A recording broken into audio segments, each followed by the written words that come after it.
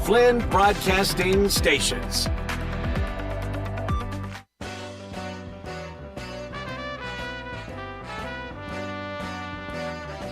It's time for Wolo and Friends on Sports 56 and 98.5 FM. Presented by Homer Skelton Hyundai. Here is your host, the voice of the Tigers, Dave Woloshin. Good Wednesday morning. We make U.S. Open picks. It starts tomorrow. Looking forward to talking with Mickey Barker and Johnny Lyon. And, of course, J-Mo, we will make our picks. The commissioner, all of a sudden, is sick. We'll talk about that in a second. Vegas became the quickest franchise ever. 6 years in. J-Mo's wearing a cap to commemorate it today. 6 years in, and they win their franchise's first, obviously, Stanley Cup. That's the quickest anybody's ever done it, from scratch to a title. And Vegas did that. And I don't know what's going to happen. Again, I'm going to repeat, I'll believe it when I see it. But there are several national columnists that are saying they're on board with Memphis going into the Big 12. Guys like Wetzel. I think Pat Forty weighed in, said Memphis would be a good fit for the Big 12. And Wetzel's the one, he used to work in Memphis, isn't that right? No. No, that's Wolkin. That's Dan Wolkin with USA. Dan Wetzel, I forget which website he's with. He's a former St. Louis writer. I think he wrote for the St. Louis Post-Dispatch for years. He's with Yahoo now, it right. looks like. Yeah, and he's a bright guy. So, who knows? Who knows? But I love it when there's all this smoke. We'll see if there's fire. But I really do. I got to start with a very sad story today.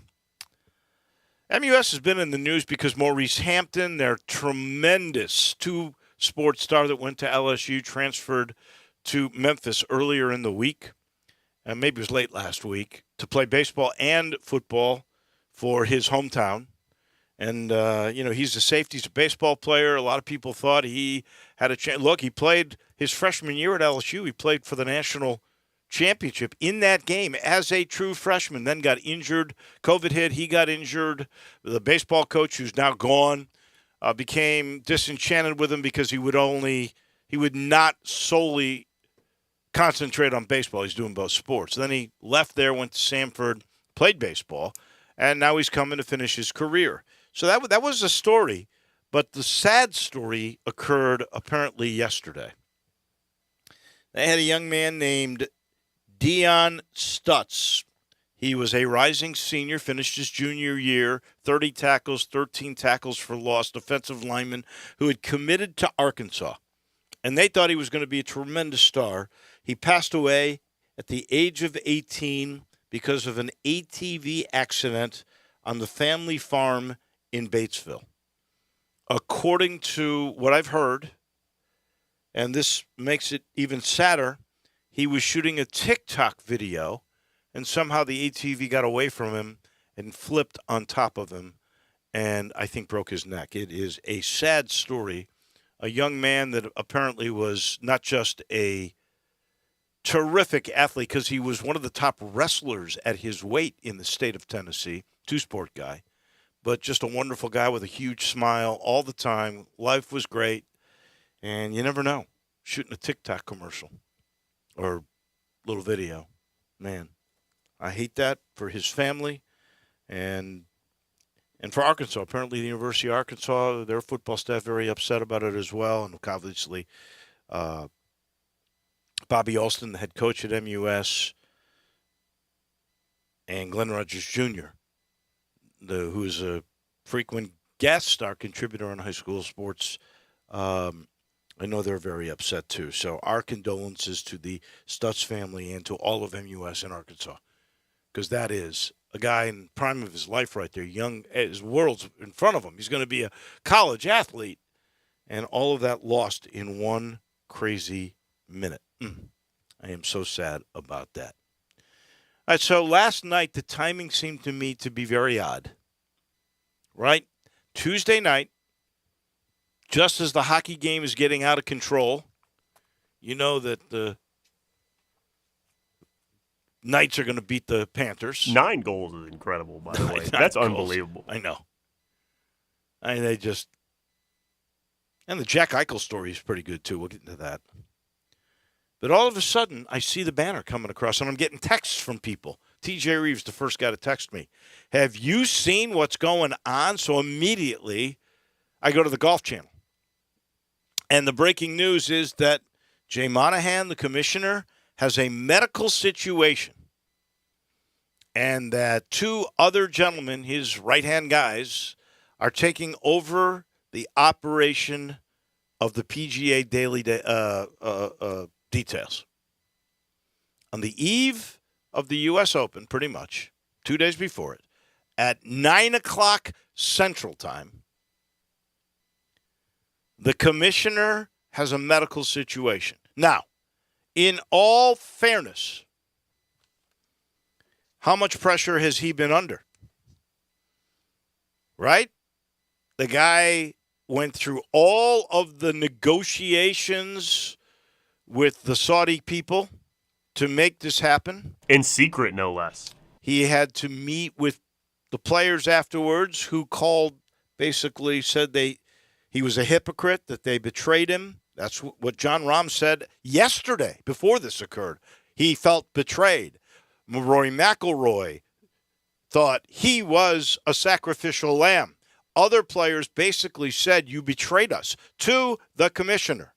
Also, earlier this week, the Senate is going to investigate the deal to see if there's any impropriety. Which, a lot of people speculated when he was making the deal with the Saudis, they were trying to avoid litigation because they didn't want their books opened, right? So now you got a Senate investigation. That's a lot of stress on a 53-year-old guy who's also in L.A. because the biggest major of the year. Although, well, you take your pick. Is it Augusta? Is it the U.S. Open? It's one of those two. At least it's a USGA event, though. Yeah. So you sit there and you go, man, that's really something. Now, I am saying, and you got to really got to tread on this lightly, because if he had a heart attack, if his blood pressure went through the roof and doctor said, you got to rest, he's got to do that.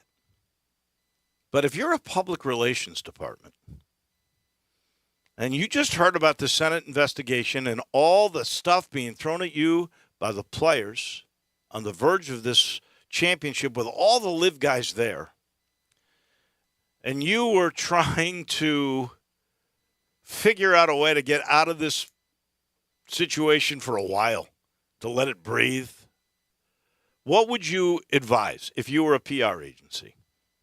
You would say, you're sick. I'm not saying that's what happened. And if he had a heart attack or anything like that, I feel terrible. I do. And I hope he gets better quick. Because Jay is a bright guy. Look what he's done with this PGA organization. I mean, it wasn't his fault that the Saudis decided they wanted to get in. That Greg Norman talked Phil Mickelson into doing it, and the money was raised. Now, he might be guilty of not giving the players their fair share, because he sure found the money when they needed to. They found, what did we say? How many designated events are there? 17, right? 17 that have $20 million purses. Where did that money come from if they didn't already have it? Well, or it didn't, and that's why they had to go get the Saudis backing, is because they didn't have the money, maybe, presumably. Well, that could very feasibly be the deal, and that the Saudis really didn't want to run golf, but they wanted to be a part of golf because they're looking for new entities as we become less dependent upon their oil, which is giving them $1.2 billion revenue stream every single day. So sounds like a made-up number, honestly. It's not made up. I mean, it's such a big number that I can't even fathom how much money that must be.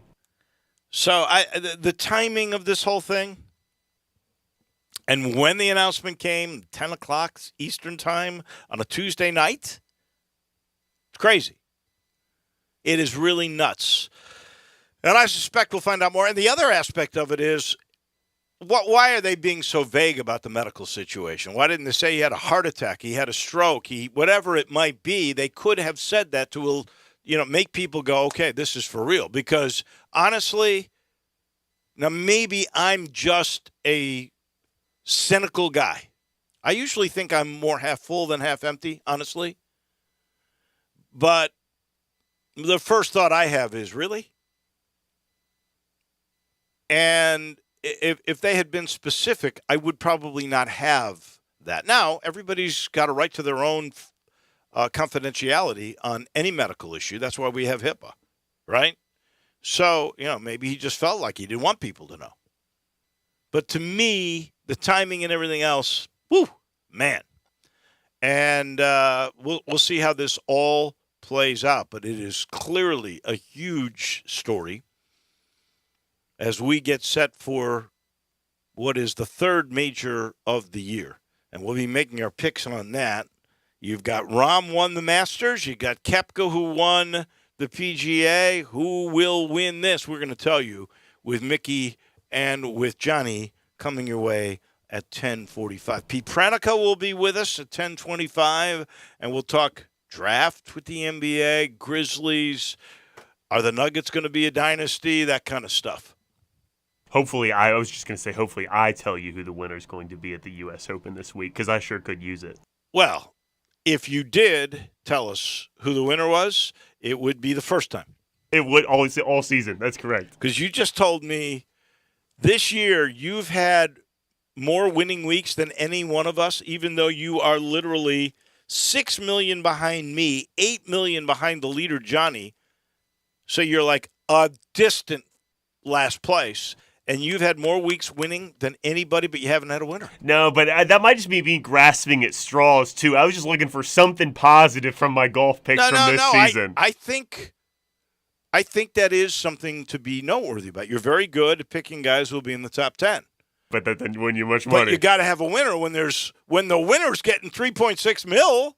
Especially how well all three, it should be noted how well all three of you were doing. You had a top 5 and the winner at the Masters, which is a whole mess of money. And Johnny and Mickey have been picking winners and picking top 3 guys a lot as well for them to have come back the way they have. So a lot of good picks happening. Hopefully one of us picks a winner today. Yeah. One last little note here, and we'll take a break early probably and make sure we get a full segment with Pete because I want to spend some time on the U.S. Open with the gang here. But I don't know if you saw this. On the very same day, the Nevada State Senate approved $380 million to build a new ballpark for the Oakland A's. Oakland A's fans packed the ballpark, almost 28,000 people, about triple what they only draw 8,500 a game. Biggest crowd of the year, and they did it. It's called a reverse boycott. Instead of not going, which they've been doing all year, they decided to go and get in the face of the owner. To see the Oakland A's win their 7th game in a row, too, no less. How about that? Hottest team in baseball. I'm really torn because I hate it. Now, look, it's the Bay Area. They got another team. It's not like they're not going to have any team there. It's like when the Raiders left for Vegas, they're still the 49ers, although there's nobody in San Francisco because Levi Stadium's like, 40, 50 miles away from San Francisco? Is that right? I didn't even realize. That's a long way. But,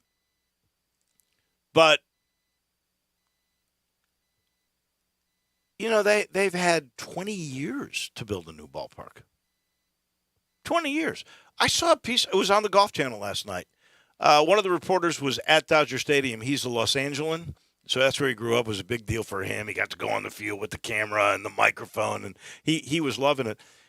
I did not realize this because I would have thought Oakland was older. But Chavez Ravine, which was the first stadium that was built for the Dodgers, they had a minor league stadium that when they first moved from Los Angeles, from Brooklyn to L.A., that Chavez Ravine, which was a state-of-the-art, beautiful stadium in its heyday, I think it's still very functional. Chavez Ravine is now the third oldest stadium in baseball, behind only Wrigley and Fenway, which was pretty amazing to me. And then Oakland's got to be in that same. They got to be fourth, and the difference is Chavez Ravine's a beautiful place. Oakland is a dump, and I can tell you that firsthand because I've been there a couple of times. It is not a great place to watch a ball game. And it's old, it's tired. You can't get revenue streams if you're an owner like you could other places. And if the state of Nevada is going to give them $380 million to build a new ballpark, and this guy has been begging Oakland for 20 years now to build him a new stadium, you're kind of torn. I think there should be loyalty to the fans who've gone for years and years. And you're talking about baseball as a traditional sport based on history and legacy, and they're throwing it all away. But the city has not done its fans much of a service. And look, I get it. They've got other issues there that they think are more important in terms of civic things that need to be done. But 20 years of people saying, you got to get a new ballpark. And now the guy has no choice, so he's leaving. Tied for fifth with Angel Stadium of Anaheim. In Anaheim, 1966. So both L.A. stadiums are really old. That's right. And I'll say... So wait. So I think Fenway is like a year older than Wrigley? Yeah, Fenway 1912, Wrigley 1914. Okay, 2 years. Dodger Stadium 62, and then Angel Stadium of Anaheim and Oakland Coliseum, both 1966. Huh. So Chavez Ravine third, and then Dodger Stadium fourth. Dodgers. No, that is what's third? Dodger Stadium is third. In 1962, it says. Okay. Oh, so tied. So then fourth is Oakland tied with who? L.A. Oh, Anaheim. That's right. Wow. And I will say this too, kind of like what you said about the Tigers going to the Big 12. This is just so often used as a bargaining tool against the current people you're working with to get a new stadium. Leverage. Leverage. There you go. I'm a business person. It's so often used as leverage. I'd have to see them go to Las Vegas before I believe they're actually going anywhere. But maybe I'm skeptical for no reason. I'm going to say this vote. This is meaningful. Is meaningful. I'm going to say, unless Oakland just says, okay, we're building you a new stadium, I don't think they're going to do it. I think Vegas is going to have football, hockey, and baseball. Superpower. And you know what? That's going to be the same formula of Nashville. Because if there's expansion, I think Nashville's got a really good chance of being a major league city. And they've already got football, and they got hockey. I know it's a rivalry between Memphis and Nashville, but that's great for us. That'd be our closest opportunity to go watch all these professional leagues, other than the Grizzlies being right here in town. Well, yeah. You used to be to go watch big league baseball, you'd have to either go to Atlanta or to St. Louis. Most fans here go to St. Louis. I happen to have family and friends in Atlanta, so I go to Atlanta. It's about another hour and a half. But now, if you go, you're talking 3 hours to go to Nashville. That'd be a pretty good deal for baseball if it indeed happens. I've gone just to see the Bears play one time at that stadium. Nissan Stadium. Yeah. But yeah, I haven't been to a hockey game there, but Memphis has played in that arena a couple of times. Well, they played at least once, and then they were there a second time. Oh, I was there. You were there, that's right. And the cheerleaders arrived on the first bus. Second bus never showed. Well, that is all water under the bridge. Okay. We got to talk with our friend Pete Pranica in just a minute. I'll let you know our title sponsor. That is Homer Skelton Hyundai in Olive Branch, where they still have this deal. If you would love Genesis Luxury and you want that little rocket ship of a car, the smaller sedan, the G70, if you finance with Genesis, and why wouldn't you? It's a good rate. You get a $1,000 rebate. They pay you to do business with them at the corner of Highway 78 Lamar and Craft Road, the very first exit in Mississippi. Turn left there, go see all the Hyundais or the great Genesis cars and see Vinny Gerard about this new deal on the G70. And this portion of the show is brought to you by the good folks at Grind City. That's Grind City Brewing right north of downtown. You can see the bridge perfectly, the Nem Bridge, perfectly from their little set. It's a beautiful brewery with a great expanse of park with picnic tables and umbrellas. You can go eat lunch there and go and enjoy a beer. It's really cool. See how they make it. See how they produce just what the doctor ordered, the Poppy's Pills or the Godhopper or the new thing, the Amber Lager Thaddeus or the Belgian-style Wheat Ale Belga. Always something going on at Grind City Brewing. And you can, by the way, get that product if you don't want to go downtown in any of the spirit shops around town. We talk with Pete Pranica, TV voice of the Grizzlies, when we return. Broadcasting from the Family Leisure Studio, we are Sports 56 and 98.5 FM.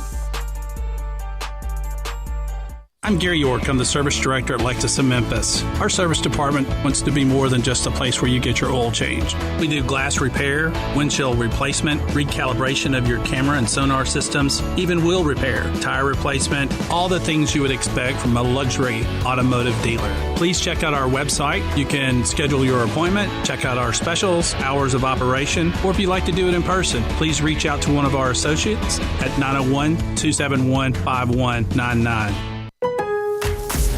Pro Paint Days are here at Lowe's. Now through June 16th, Lowe's MVPs members can start earning 20% back in paint rewards via Lowe's e-gift card when you spend $100 or more on qualifying paint purchases. Stock up on top paint brands like our new and exclusive HGTV Home by Sherwin-Williams Spec Right Pro Interior Paint. Lowe's knows pros. Exclusions, restrictions, and more terms apply. See Lowe's.com/L/pro loyalty terms. Subject to change.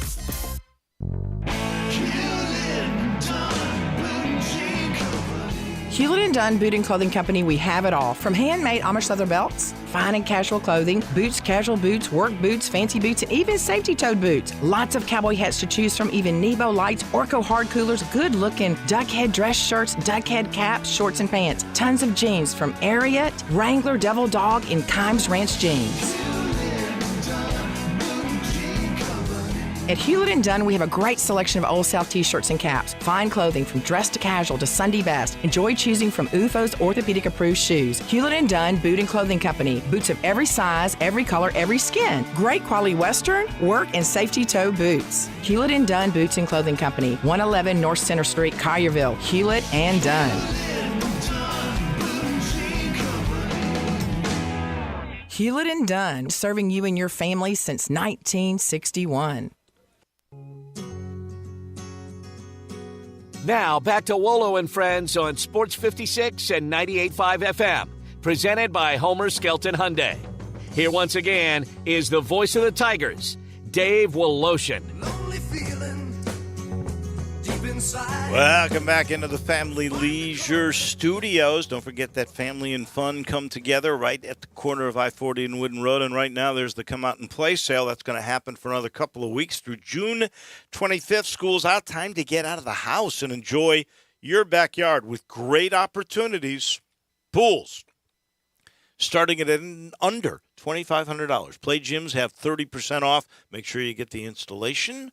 There's a huge selection of in-stock patio furniture and spas. If you buy in stock, $1,000 off, and there's special financing available, you got to get there. You got to go out and play with Family Leisure. Pete Pranica, TV voice of the Grizzlies, now is able to join us. And let's just talk about this championship team, Denver, in a very tough Western Division, and they were 16-4 in these playoffs. I thought very dominant, win the final series 4-1 over a very game Miami Heat team, even though they were an 8 seed.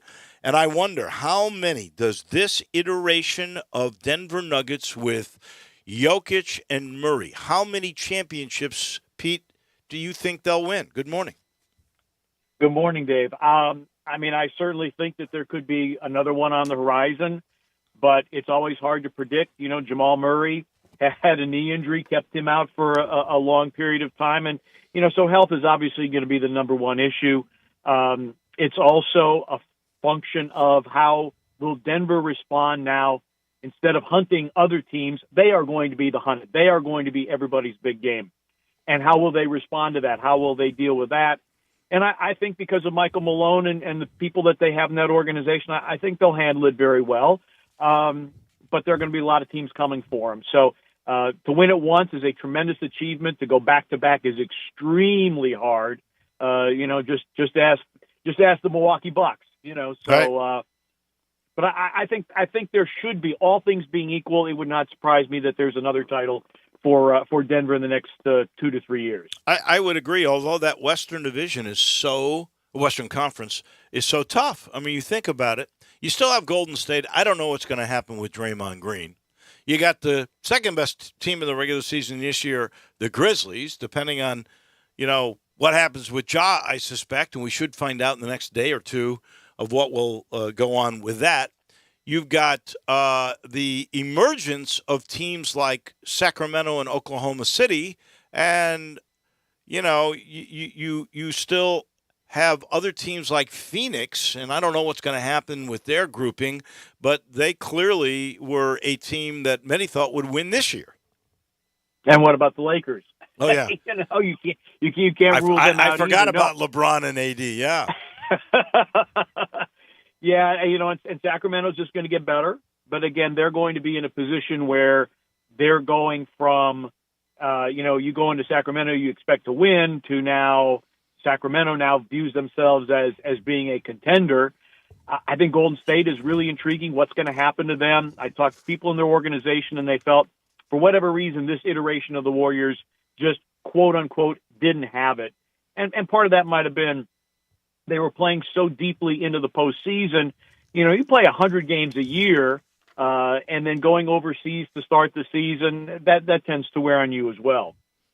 Also this week, the Grizz lost an assistant coach, Rajakovic, to the Toronto Raptors. And Darko, according to almost anybody I talked to, was really a knowledgeable, good guy. Give me your sense of what that might mean, that loss to Taylor Jenkins. Well, you lose basically the lead assistant coach. The Grizzlies weren't big on saying, who was the lead assistant, but basically he was. Player development did an outstanding job. Two of the guys that he tutored especially were Desmond Bane and Jaren Jackson Jr., and who are two guys who made big leaps forward this year, Desmond Bane and Jaren Jackson Jr. Great communicator, great guy. He was great to us on the broadcast, sharing information, chatting with us. So it's a big loss. X's and O's, I'm not really in a position to judge, but from a player development standpoint, I thought he was exceptional. And I think he'll do a very, very good job there in Toronto. And it is a big loss. And so now the question is, how do you go about backfilling that position and adding another person on the bench? And there are several options I think that the Grizzlies could look at, whether you promote from within. Does Brad Jones now move up a chair? Mm-hmm. What about Jason March as the head coach of the Hustle? Do you leave him with the Hustle, or maybe do you find a spot for him on the Grizzlies bench? He was with the Grizzlies on the bench during the postseason. So a lot of different ways you could go. Do you promote from within, or do you go and find somebody that you like on the outside? Since you bring it up, the Hustle, how much interaction do the two organizations truly have? I know with the two-way guys, and there's about to be a third, we'll get into that in a second, I know there's a lot of back and forth. And I'm assuming that the head coach is trying to run pretty much the same stuff that Taylor Jenkins is trying to run, so that there is continuity. But is there a bunch of communications? Does the head coach of the Hustle really feel like he's a part of the Grizzlies organization?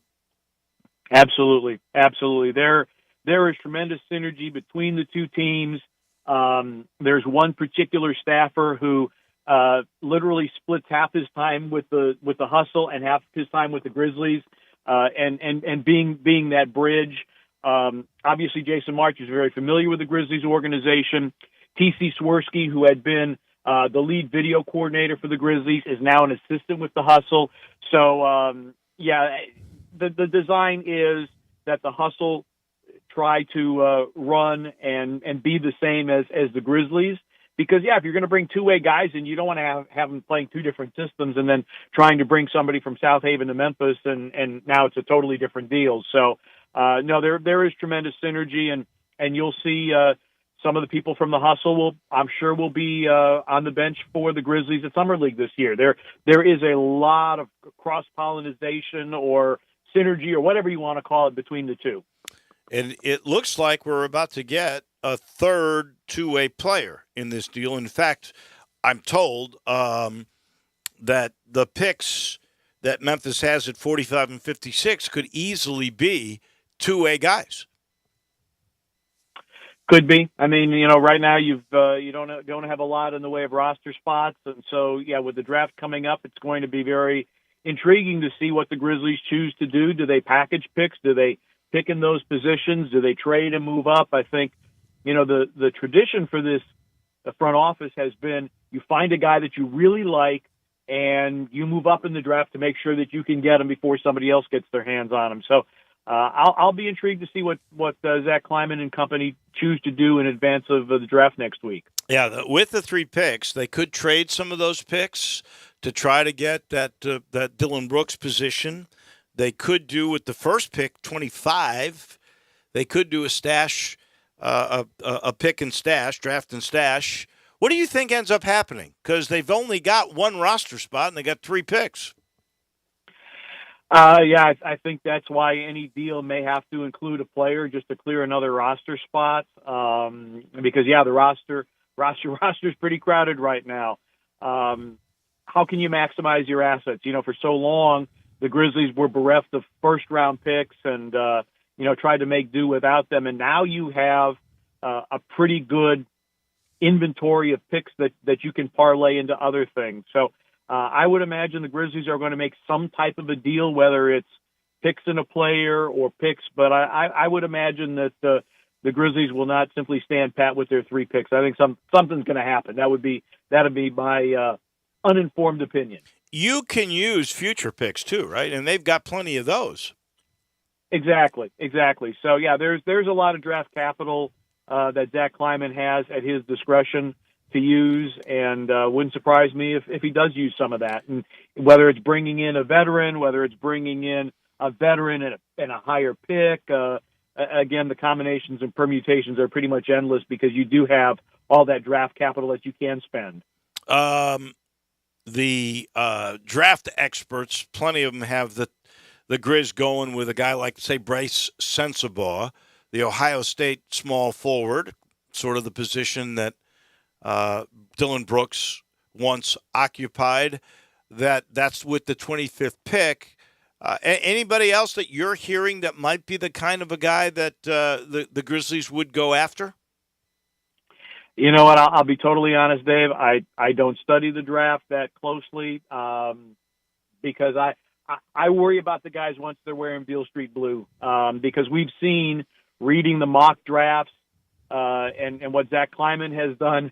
They're 2 totally different animals right now. So all the draft experts, unless they happen to be sitting in Zach Kleiman's office, I take what they say with a grain of salt. Sure. You've read all the hype. This kid from France, Victor Wembanyama, they're saying is the next impact guy behind pretty much LeBron. Of course, they said that about Zion, too, so we have to take that with a grain of salt. But is Wembanyama, in your mind, 7'2" guy who has guard skills a little like Jokic? Is he going to be that impact guy, you think? I think he very much can be, and he's going into a real good situation with San Antonio that has a tradition of having international players, of having a very good culture, obviously having one of the greatest teachers in the history of the game in Greg Popovich. So, he certainly has the natural talent, but I think he's in a good situation where his talent will be nurtured and augmented because of the culture and just the way the San Antonio Spurs run their program. It is interesting to me how drafting has changed so much. So if we look at mock drafts, and I think most people have it this way, they've got Wembanyama to San Antonio. Then you've got a college player in Brandon Miller, even though he's had some troubled history here. He goes second. Then you got a kid from the G League, Scoot Henderson. Then you got a kid from overtime elite, Alan Thompson, going to Houston. Henderson to Portland unless that pick gets traded. But my point is 3 of the top 4 players do not come from college. Yeah, the advent of G League Ignite and some of these other leagues, and it really has made scouting a whole lot different. It used to be you just go watch a bunch of college basketball games, and now, like I said, with G League Ignite and some of these other leagues, that your scouting has to be a little bit more spot on. I think too, and we've seen guys come out of G League Ignite, and they are more ready to contribute necessarily than a one and done coming out of college. So it's definitely changed the landscape of how you scout and how you may evaluate players. Because if somebody's coming in from G League Ignite, they've been playing with NBA rules with guys and gals that are going to be NBA officials someday. So they're maybe a little bit more ready for the NBA than say a 19-year-old that's played 1 year of college basketball. The other thing is you're playing against older guys, which you're going to play against in the league, and you're getting coached by guys that know the NBA game instead of guys that are going to play a lot of zone defense or pound it inside to a big guy, where you got a big guy that can dominate it in college that you don't get in the NBA. So it makes some sense to me. You think those leagues, the G League Elite, which I always forget the names. One is Overtime Elite. G League Ignite. G League Ignite and Overtime Elite. Do you believe that is going to be more of the future than college? I think it can be, because if you're a youngster with a lot of talent and you're really not concerned about academics or the college experience. I mean, let's be honest. There's something to be said for going to college and the socialization aspect and college basketball and the pageantry and the bands and everything. That may have an allure for some kids. By the same token, if a kid's like, I don't care about that, I just want to be a pro, then something like G League Ignite is going to be the way that they want to go. And unfortunately, it's going to water down. It's going to dilute college basketball, which for so many years has been such a tremendous product. But I think those leagues definitely are going to be big time competition for the college game. I guess if I were a recruiter, I would say to anybody that was thinking about those 2 other leagues, I'd be going, you want to play in an empty gym and riding buses, or you want to take charters, be on national TV and play in 20,000-seat arenas? I could see if I were Brandon Miller and I knew I was going to be a top 5 guy, I think I would go the other way. Last thing for the TV voice of the Grizzlies, Pete Pranica.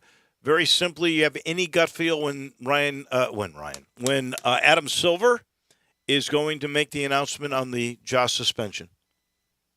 I think it will probably be after the parade in Denver. Tomorrow? I think. I just think they're going to want to let Denver bask in the glow of their first ever championship, and I think anything else coming from the NBA, before they've had the opportunity to celebrate that civically, I think probably is not how they'd want to go. I know it was only a 5-game series, but it was very competitive. There were compelling storylines on both sides of the floor. The TV ratings exceptionally high. So I don't think right now in this news cycle the NBA wants to throw what I think we all assume will be a significant suspension into the news cycle, and let Denver have their party, have their parade, and then after that I think we'll get an announcement. To be fair to the Grizz, the parade's on Thursday. I hope they make it on Friday, because a week from tomorrow, a week from the parade, is when the draft is on the 22nd, unless they've already let the Grizzlies know what's going to happen, which could be. It's possible, because I think Adam Silver indicated that they had reached a decision. Yeah. It's just not been made public. But, yeah, you're right. I mean, the Grizzlies, obviously, you have to have some clarity on this going into the draft next Thursday. My friend, thank you much. We're going to talk with you through the next couple of weeks with the draft, so we appreciate your extended time with us, and enjoy the rest of your rainy day. All right. Sounds good. Thanks, Wolo. Thank you. That is Pete Pranica, TV voice of the Grizz. Don't forget, Father's Day is Sunday. Hope my kids haven't forgotten that. And to say, thanks, Dad. there's no better way than a treat from Dinstall's. Not just for him, but you get two. Because not one, not two, but 3 butter brittles. That's the special for this Father's Day from the good folks at Dinstall's. Cashew Crunch, Pecan Brittle, and Peanut Brittle are at a very special price. So you can get, now my favorite is Cashew Crunch, but I must say, the Pecan Brittle is pretty darn amazing. I like the Peanut Brittle too. All you got to do is head to any of the 5 locations. You know where they are. My neck of the woods, Laurelwood. Where they make it, Pleasant View, Germantown, Collierville, downtown. They got it all. And for Father's Day, the Brittles, not 1, not 2, but 3, are all on sale. Also, by the way, chocolate-covered raspberries. There's chocolate-covered pineapple. And then the best. Kids, if you're listening, the strawberries, they're the best thing ever. Nobody dips them like Dinstall's. We pause for a second. We come back. It's the U.S. Open, and we make our picks. We do that in just a minute. Be sure to follow us at Sports56 WHBQ on Twitter, Facebook, Instagram, and YouTube to watch live video of our shows, stay up to date with station events, and have chances to win prizes. Don't miss out on anything that's going on. Follow us at Sports56 WHBQ. Hi, this is Troy Fiveash, owner of Fiveash Roofing. In these uncertain economic times, there are so many things as a contractor and a business owner that I cannot control. The rising cost of materials, not to mention fuel and transportation costs.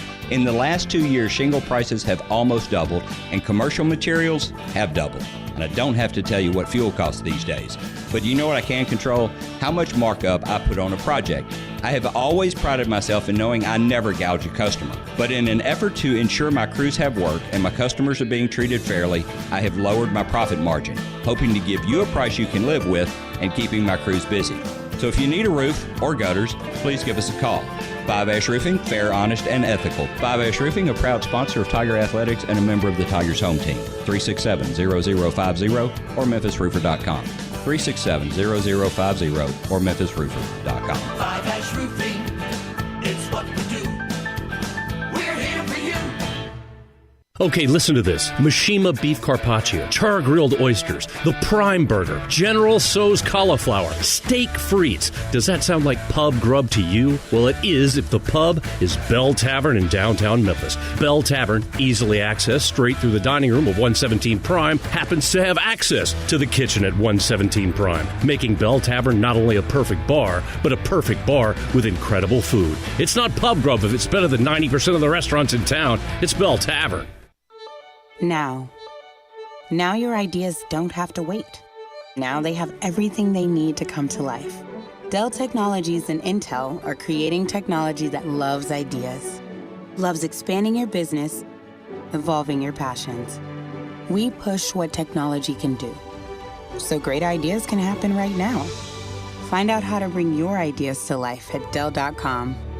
Welcome to Now.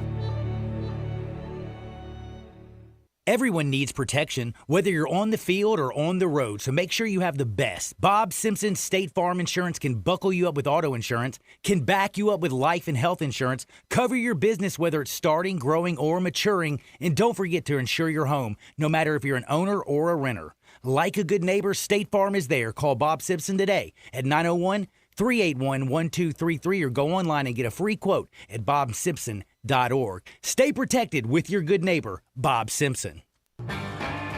Now back to Wolo and Friends on Sports 56 and 98.5 FM, presented by Homer Skelton Hyundai. Here once again is the voice of the Tigers, Dave Woloshin.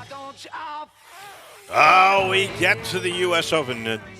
I don't know. I'm always torn between the Masters because I love Augusta, but the U.S. Open because I see players become mere mortals, just like me, when they get to the conditions the USGA is going to have. Our panel of pickers, as always, it's Johnny Barker, who's the head of Memphis City Golf, and Johnny Lyon, former publisher of the Mid-South Golfer, still in the golf business, selling golf apparel. So I'll start with you, Johnny, and the commissioner's announcement, or the announcement by the PGA of the commissioner's sickness, a medical situation, having to stand down from the daily operations, 2 people in charge. Give me your immediate thoughts on what might have occurred.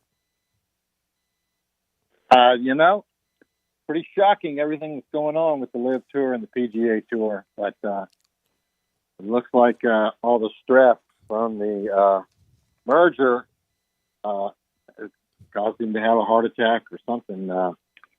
It is kind of really shocking, but I think they got a great U.S. Open at Los Angeles Country Club to talk about. And we will. And you know what? That they had a Walker Cup there several years ago. Colin Morikawa, Scotty Scheffler played in those. I think Max Homa.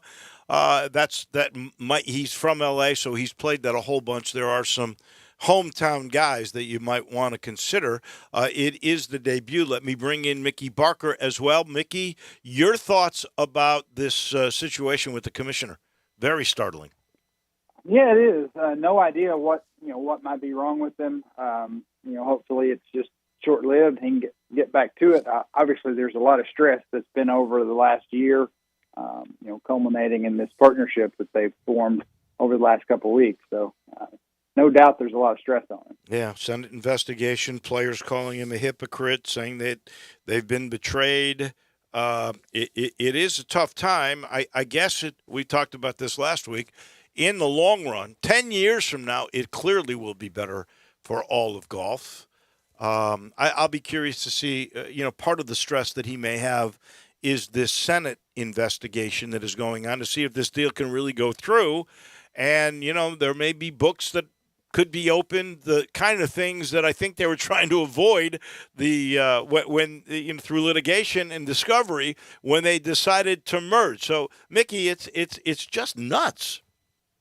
It is kind of crazy what all that golf has gotten into. Golf, the sport of golf, professional golf, had kind of been out of all of that forever, and now kind of getting into places where the NFL and Major League Baseball and NBA have been before.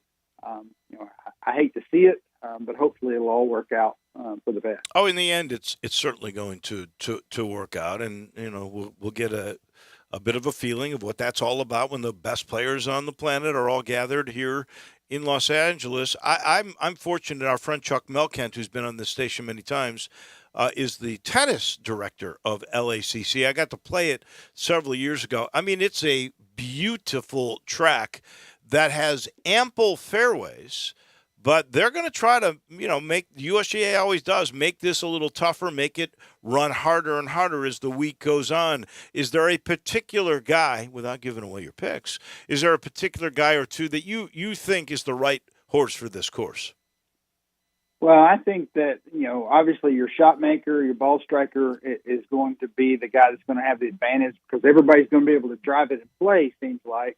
It's the guys that can put their iron shots where they need to, below the hole or not missing a lot of greens. So obviously Scheffler is leading the pack. He's head and shoulders above everybody else ball striking wise. So to me, he's the odds on favorite. All right. Johnny, what about you? Well, of course, the local guys, Colin Morikawa and Max Homa, they should have an advantage being from around there. But I wanted to say one quick thing about the PGA Tour. We talked about it months ago, but getting that tax-exempt status, I think, is the key to all this. They want to keep that, and they don't want to get into opening up their books from the past. And I think the local guys, Morikawa, Max Homa, definitely have an advantage. All right, Mickey, before we make our picks, I got to ask you again about what's going on with Pine Hill. I think you told me a specific date, but I've been asked a million times by people, and my memory is not so good anymore. So right, we are opening full time on June 24th, Saturday, June 24th. Tee times will be, you can make those online at memphispubliclinks.com starting Saturday, June 17th. So this coming Saturday, you can get online and make your tee times. We are going to have 20-minute intervals between our tee times just to kind of limit the amount of people we have out there. We only have 50 carts available So we're trying to limit our play just a little bit, but we will be open to the public starting June 24th. MemphisPublicLinks.com. They can make tee time. And they are going to love what they see. I can promise you that for sure. You've got a little trailer that it's not so little that you've got set up. Will there be food there, food opportunities for people when they come out?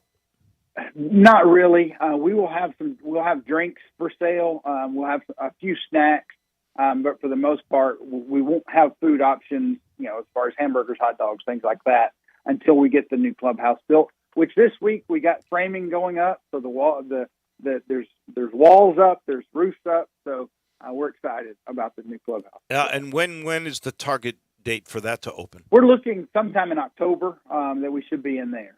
Okay. So by fall, you'll be in there. That'll be outstanding, and limited amount of carts. So if I were you, I would get online, 6 a.m. on Saturday? Is that when this 6 thing? 6 a.m. Saturday morning, you can get online and make your tee time. I can't wait for the parent-child scramble at Overton Park on Saturday. That I thought was a neat thing, and I think everybody's in love with the new Overton Park setup. All right, we got to get to it. It's in great shape. We played it last Friday, played 9 holes out there, and Overton's in the best shape it's ever been. All right. Should be a lot of fun. Don't lie to me. Par's 34. What'd you shoot? I was over par. No, not my hero, not Mickey Barker. It was. It's pretty tough chipping around those greens for sure. All right, we got to get our picks in. J-Mo, who's got 6,600,000. You go first. I will take Victor Hovland this week, please. Wow. So that leaves Scotty Scheffler for me. But here's where I hesitate, and I'm not saying I disagree with you, because when you win U.S. Opens, you have to putt. What has been the biggest weakness of Scotty Scheffler, even though he will put the ball below the hole? He's not been putting. In fact, he may be changing putters. That scares me. So I got to go with the guy who's been the best of these majors, second at the Masters, wins the PGA. I got to go with Koepka. So therefore, Mickey, because I got $12 million, you've got $13 million. You can have Scotty Scheffler, who you picked already. Thank you very much. And I think in the U.S. Open, I don't think you have to putt all that well. I don't think because you don't have to make 20 birdies. Absolutely, Scotty Scheffler. Johnny? Well, I had a pretty good pick last week in Tyrell Hatton. You did. You could take him again. In third. Well, I like him, but I got to go with John Rahm. I figured. I don't know what's happened to John Rahm. I would have taken him, seriously. But I don't know what's happened to John Rahm since Augusta, because he has not played well since that tournament. J-Mo, who's your second pick? I might like this pick second more. Lock. I might like this pick more than my first pick. I'm going to take Cam Smith as my second lock. I love it. I would have taken him if you didn't. I'm going to go with a Californian. I'm not going Rory. I don't trust Rory. Wow. I'm going to go with Xander Schauffele to finally win a major. Mickey, you can have Rory. Wow, you guys are fantastic to me. Patrick Cantlay. Cantlay. He's let me down this year. That means Rory is open for Johnny. He never thought that was happening. Rory. I'll take Rory, yeah. Wow. So you got Rahm and Rory, and he's the fourth picker. That's amazing to me. All right. Who are you going to go with? J-Mo? My shot comes as no surprise. If he can take a hit like that, he can win a U.S. Open. Adam Hadwin. Adam Hadwin. I was going to take him, but you left the door open for me to take Dustin Johnson. I'm going to go with DJ. Mickey? I'm Bryson DeChambeau. Yep. I knew we were going to go with the live guys. You can't help it. And he's won a U.S. Open. That's the one major he's won. That's correct. Johnny? Well, I guess I'll take Phil Mickelson. Phil. He was like 150 to 1 odds. Well, he played. Oh, well. He played good at Augusta. So, Hovland's, Cam Smith, Adam Hadwin for J-Mo, Koepka, Xander Schauffele and DJ for me. Scheffler, Cantlay, DeChambeau for Mickey. And Johnny with the fourth pick has Rahm, Rory, and Phil. Wow, that's pretty amazing stuff that he got that. Gentlemen, thank you much. We all look forward to the U.S. Open at L.A. Country Club. Thanks, Dave. You got it. That's the picks, all brought to you by Conway. Conway Services, heating, cooling, plumbing, electric, and that famous tune-up. I am an advocate of the tune-up. I don't want your system breaking down in the heat. And you know, it's supposed to get hot and humid starting this weekend. So my advice to you is to do a little chicken soup. It's like medicine. You know, you're taking care of yourself before any problems occur. If you do that, you know, they come in, they do this 16-point tune-up inside, clean up everything outside. It makes your system efficient, which means your MLGW bill is a little lower. Your system will last a lot longer. So savings in the long run. All you got to do is go $69 preventative medicine with Conway. 384-3511, the Super Tune-Up. That'll do it for us. Tomorrow, Russell Copeland on the boats and the NFL and a whole lot more. Hope you enjoyed it. Johnny Radio comes your way next. Have a great day, everyone.